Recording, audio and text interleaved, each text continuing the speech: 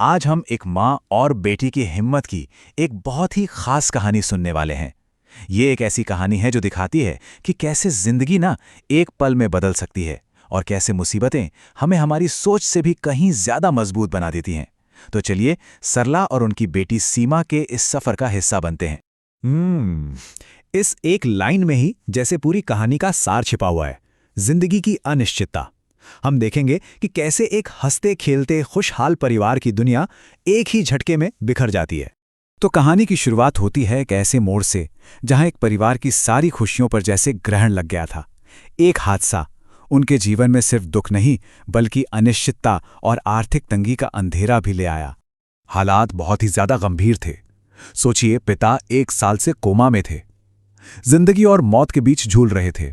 परिवार को अपना आलीशान घर बेचकर एक छोटे से किराए के मकान में आना पड़ा। और सिर्फ इतना ही नहीं, पिता के बिजनेस पार्टनर ने धोखे से पूरी कंपनी ही हड़प ली।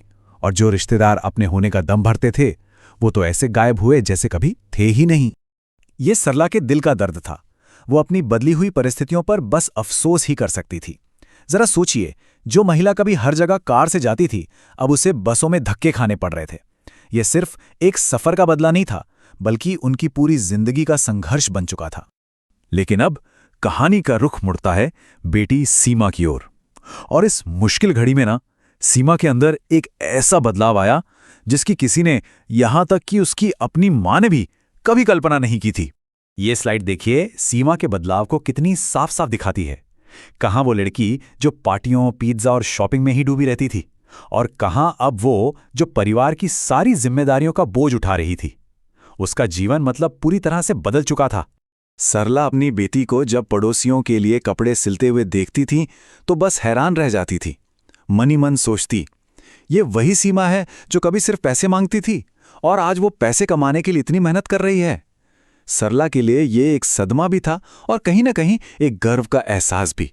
सीमा ने परिवार को संभालने के लिए एक के बाद एक जिम्मेदारियां उठानी शुरू कर दी। अपनी मां की देखभाल करना, सिलाई से पैसे कमाना, यहां तक कि बच्चों को ट्यूशन पढ़ाना भी शुरू कर दिया। और इस सब के लिए उसने डॉक्टर बनने का अपना सबसे बड़ा सपना चुपचाप कहीं दिल में दफना दिया। परिवार पर सबसे बड़ी मुसीबत तब टूटी जब सीमा के पिता का निधन हो गया। और इस मुश्किल घड़ी में रिश्तेदारों ने जो खोखली हमदर्दी दिखाई ना, उसने माँ बेटी के जख्मों को और भी गहरा कर दिया। ये टाइमलाइन उनके अकेलेपन की पूरी कहानी कह देती है। रिश्तेदार सिर्फ रस्म निभाने के लिए आए थे, असली सहारा देने के लिए कोई नहीं था। 13 दिन का वो जो मेला लगा था वो खत्म होते ही घर फिर से सूना हो गया और वो दोनों एक बार फिर से अकेली रह गईं। सरला और सीमा इस दिखावे की सच्चाई को बहुत अच्छी तरह समझ रही थीं। उन्हें पता था कि यह हमदर्दी बस कुछ दिनों की है, और इस अनुभव ने उन्हें अपने ही रिश्तेदारों से बहुत दूर कर दिया था। अब सरला और सीमा ने एक बहुत बड़ा फैसला लिया।